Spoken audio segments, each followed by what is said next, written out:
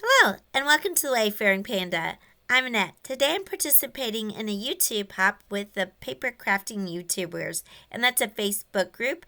And once a month they do a YouTube hop. And this month the theme is magical, so I thought, well, I have to do a Disney picture because that's magical. And I'm also participating in a challenge with the Disney Scrappers because they're doing some challenges for the International Scrapbooking Day.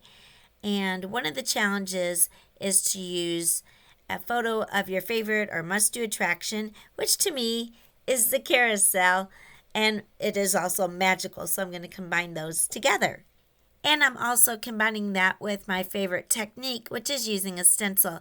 And this stencil I got also from the Disney scrapbooking group from Susan Stringfellow, and as well as the sketch for the layout.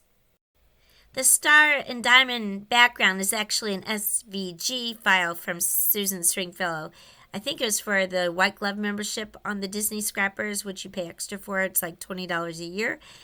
And then I cut it out of my own stencil material using my brother's scan and cut. You could also use the cut file to cut paper, and then you could color the paper. Now, the thing that's kind of new to me is these Mica Distress crayons. I thought that they would look kind of sparkly and magical. And also, I haven't tried them before and I wanted to give them a try, but the colors I have picked out go along perfect with the paper that I'm going to be using from Simple Stories. So the technique I've seen people use is to kind of put it into the stencil with color like a crayon, but then to smooth it out. I've seen them use your finger to rub it out, but also add water. So I'm using the baby wipes so that I can kind of smooth it out, but also not lose too much of the pigment. The two colors I'm using came from the same set, and these are their holiday sets, so they may or may not be available. The pink one is called Winterberry, and the blue one is called Snow Flurries. And I'll speed this up on the video so you don't have to watch me do this for a long time. The one thing you'll see me experimenting with is I wasn't quite sure what color to use for the silver on the stars. So the first one I use is kind of light, and that comes from another set, and it is called Frozen Fog. And there was another one called Juniper Berry, I think it was called. And it looks like it's going to be kind of a gray silver, but it has a greenish tint to it. So I wiped that back up because I didn't want the green tint in there and stuck with the Frozen Fog, which turned out okay because it's not very dark, but you can see the stars. Of course, the funnest part is taking off the stencil and revealing what's beneath it, and I think it turned out like kind of sparkly watercolor. I gutted a piece of Simple Stories Sage Cheese Fantasy at the park, and I picked up one that has the stars that kind of go along with the stars on the stenciling. And I'm just using my Nouveau Deluxe glue to adhere it down. You could use tape, but I tend to put things on crooked, and if I use glue, then I can kind of finagle it a little bit to make sure it's on there straight. I matted my photo with some other paper from the Sage Cheese Fantasy at the Park collection, and it also has the same type of stars, but it's pink. And I'm just using my mounting squares to attach that to my page layout. These paper pieces I cut from Susan Stringfellow's Carousel SVG files that she had on our Disney Scrappers page, and I cut that out with a pink paper and blue from Stampin' Up, but I think they're old papers, so the type of paper wouldn't matter. One was called Tempting Turquoise. I forgot the other, the pink color, but they're old, so they probably changed the color name since then. And I'm just going over my pink with some Distress ink, the Kitsch Flamingo, and the blue I'm using some Mermaid Lagoon Distress ink. I think that just gives it a little bit more texture and depth and makes the paper look more interesting. I'm going to make a layered wreath embellishment. It's actually the first time I've ever done this.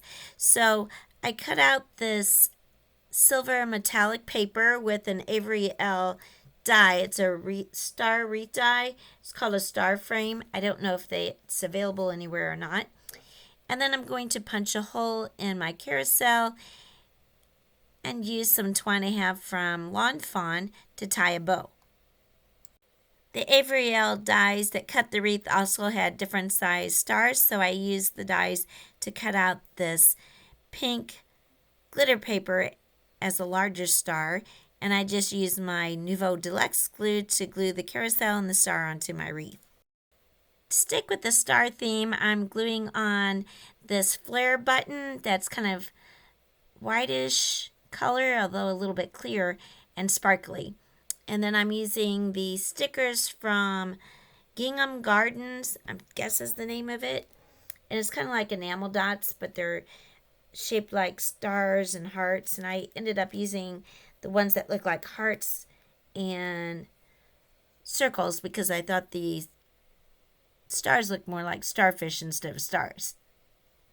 And then I also used some stickers for flowers from this Snow White sticker sheet that I thought matched everything really well. Then I just used my Nouveau Deluxe glue to glue my layered wreath embellishment onto my layout. I'll put a list of all the products that I'm using in the description below. Some of these products may no longer be available, and some of these will be affiliate links. Those don't cost you anything extra to use, but I do get a small commission from any sales that the links generate, and that helps support my channel. Then I'm using this ticket that I cut out as my title, and I'm adding the little carousel to it, and I'm also using some washi tape from the Simple Stories collection to ground it. As I mentioned before, this is part of a YouTube hop, so I'll put a list of all the participants in the description below. Please hop along and give some support to all the other YouTubers and get some more inspiration for making magical layouts. I'm adding this carousel horse sticker from Creative Memories to the left of my picture. And then to finish up the layout, I'm just adding some more of those embellishments that I used before from the Gingham Garden. And I just add 3 to the cluster on the left and to the bottom of the picture. I want to thank you so much for watching. If you liked the video, please give it a like. And if you're not already a subscriber, I'd really appreciate if you can subscribe to my channel. Thank you and have a wonderful day.